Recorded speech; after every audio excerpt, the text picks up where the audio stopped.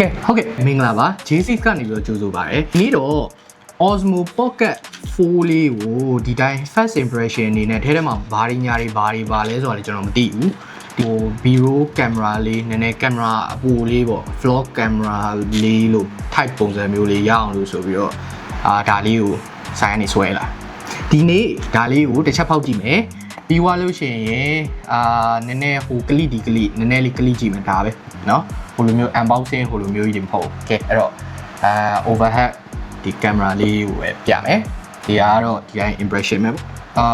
Osmo Pocket 4 essential combo pack လေးပေါ့ဟောနေဒါမှမလုပ်ဘူးဒီမှာ full text ရှိပြီသားကဲဖောက်လိုက်ပြီလုံး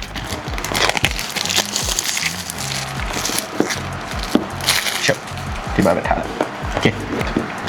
ဒီထဲထဲမှာဘာတွေပါမလဲဆိုတော့သူ့ရဲ့ Osmo Pocket ပါမယ် carrying pouch ရယ် handle with thread ဘာတွေပါမှမသိဘူးကဲဖောက်ပဲဖောက်ကြည့်လိုက်တော့မယ်ရှောက်ရှာမနေတော့โอเคပြဒါပါပဲဒီလိုမျိုးလေး carrying case လေးနဲ့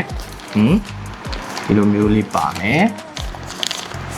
ပြီးွားရင်ထဲထဲမှာပါသေးလဲဟုတ်ထဲထဲမှာက DJI sticker ရယ်ပြီးွားရင် menu ရယ်လက်ကဘာမှမသိဘူးဒါလေးကိုပဲစိတ်ဝင်စားတယ်ဒါလေးကိုပဲကြည့်လိုက်မယ်ဘာလေးလဲဆိုတာဒါလေးက Osmo Pocket 4ရဲ့အိတ်ကလေးဒီအိတ်ရဲ့အသားကnewကျွန်တော်မှရှိတယ်ဟိုအသားနဲ့မဟုတ်အတူတူပါပဲအယောင်ပဲကွာဟောကဲအဲ့တော့ဖွင့်ကြည့်လိုက်မယ်ဘာလဲဆိုတာကဲဒီထဲထဲမှာဆိုရင်ဒီမှာအကန့်နှစ်ကန့်ပါတယ်ဒီကလိုချင်နေတာဒါโอเคဒါပါမယ်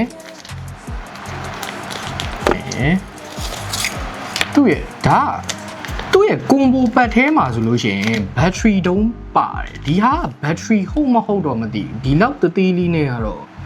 battery တော့မဖြစ်နိုင်တော့ဘာလို့ဆိုတော့တအားကြီးပေါ့လုံးအားကြီးနေဒါဒီတိုင်း gimbal ဟုတ်တယ်ဒီတိုင်း gimbal ဟိုးတဲ့အတုံးလေးပုံစံမျိုးနောက်တစ်ခုကဂျူပြီးရင်ထဲထဲမှာပါသေးလဲဘာမှပါတော့စားလို့ရတာလည်းမဟုတ်စားလို့ရတာထည့်ပေးမှာဟုတ်အဲ့တော့ဒီဟာရယ်ဒါကြီးရရှုပ်ဒါရယ်ပြီးရင်ဒါပဲကဲဒါတော့ Osmo Pocket 4 wow မိုက်တယ်နည်းနည်းတော့လေးတယ်အရင်လေးတာတော့မဟုတ်နည်းနည်းလေးပဲဟိုဘယ်လိုပြောမလဲလက်ထဲမှာနစ်လေးဖြစ်နေတော့နေကျွန်တော်ဒီဟာလေးရင်တက်ကြည့်လိုက်မယ်ဘယ်လိုနေလဲလို့โอเคဒါပဲဒီဟာနဲ့မှနည်းနည်းလေးကင်လို့ကောင်းပါဒီလိုမျိုး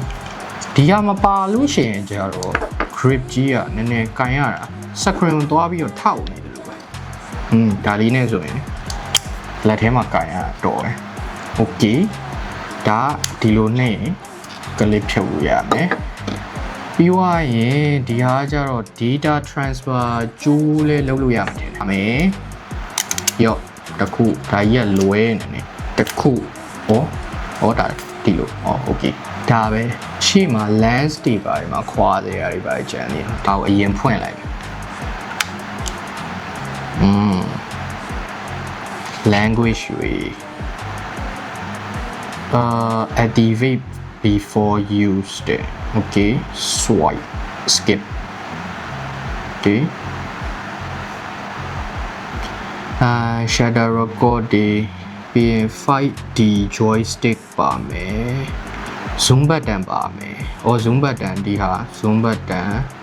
ပြီးရင် custom button ရယ်ပြီးရင် rotate ဒီဟာကြီးနေပဲမလီသူကလေအရင်ဆန်းတိပြတာဒီဘေးနားမှာ micro SD ထည့်လို့ရမယ်ဟာလေးပါတယ်ကျွန်တော်အထင်ဆိုလို့ရှိရင် Pocket 3မှာကျတော့ဒီအဖုံးလေးမပါဘူး ဒီဖုန်းလေးမပါဘူးโอเคဒါပဲနေဒီနောက်မှာဟောဒါမခွာသည်ဒါခွာလိုက်အောင်โอเคကဲဒါလေးပါပဲ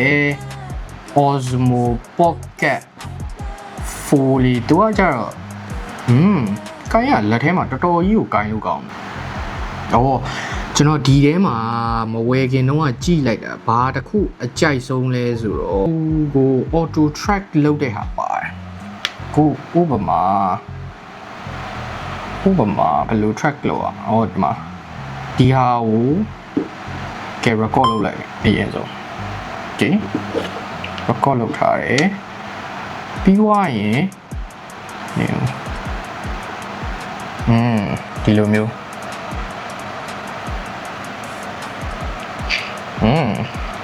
ဒီဟာလေးက sound mic ပြီးွားရင် तू က portrait ဒီလိုမျိုးလဲရိုက်လို့ရဒါဆိုလို့ရှိရင် portrait camera နဲ့ဒီတိုင်း point and shoot ပေါ့တခုခုမရှိတော့ second camera လေးနဲ့ဆိုလို့ရှိရင်ဒီဟာလေးကcamera အပိုလေးပေါ့နည်းနည်းပေါ့ကင်မရာအကြီးယူသွားတာတက်စားလို့ရှိရင်ဒီကင်မရာဒီလိုမျိုးတသေးလေးက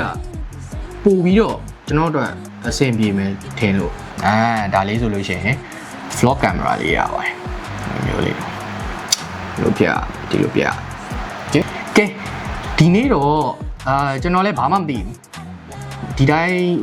ဝယ်လိုက်တာပဲရှိတယ်အဲ့တော့ဒီနေ့ first impression လေးအနေနဲ့ unboxing တော့မဟုတ်ဒီတိုင်း camera တခုခုဝယ်ပြီးတော့ camera ရှေ့မှာမဖောက်လို့ရှိရင်နည်းနည်း guilty ဖြစ်မှာဆိုလို့အားကြောင့်ဒီနေ့ဒီဟာလေးကိုfirst impression ဖောက်ပြရတာကဲ footage လေးစမ်းရိုက်ကြည့်အောင်ရိုက်ကြည့်မယ် okay ပြီးွားရင် face tracking လုပ်ကြည့်မယ် okay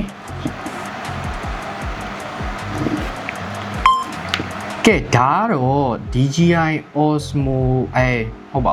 ဟုတ်တယ် DJI Osmo Pocket 4ကိုစမ်းထားတဲ့ footage လေးပေါ့ဒါဘာမှမချိန်တော့ဘူးဒီတိုင်းစမ်းတာဒီ face tracking လေးစမ်းကြည့်မယ် okay so ဘာလို့အရင်လဲဘယ်လိုပြောမလဲကင်မရာနဲ့လေအဲ့လောက်ကြီးကျွန်တော်မှရှိတဲ့ Canon camera ရဲ့ quality ပုံထွက်တဲ့ quality နဲ့ဆိုလို့ရှိရင်အဲ့လောက်ကြီးတိတ်အများကြီးမကွာဘူးပြီးွားရင်အရင်တော့ဖွေးနေသလားလို့ဘာမှမကလိကြည့်ရသေးဘူးဒါ first impression ပဲအဲ့တော့ဒီကနေပြီးတော့camera ကနေပြီးတော့ direct straight ဓာတ်ရိုက်ထွက်တဲ့ footage ကဒီလိုပုံစံမျိုးဖြစ်မယ်ဒီ Osmo 4ကဘာတွေလုံနိုင်ဘယ်လောက်ထိအသုံးဝင်လဲဆိုတော့ကျွန်တော်အခုချိန်ကြီးမသိသေးဘူးဒီတိုင်းsecond camera အနေနဲ့ camera အပိုအနေနဲ့ဝယ်တာဆိုတော့ဒီဟာလေးကိုစမ်းသုံးကြည့်ပြီးတော့နောက်တစ်ခေါက်ကြတော့မှနည်းနည်း review လို့ပုံစံလေးပေါ့အဲ့လိုမျိုးလေးလုပ်ရင်ကောင်းမလားလို့ဘာလို့ဆိုတော့နည်းနည်းလေးဘာမှမသိသေးတော့ကလိကြည့်ရအောင်မယ်ကလိကြည့်ပြီးတော့မှ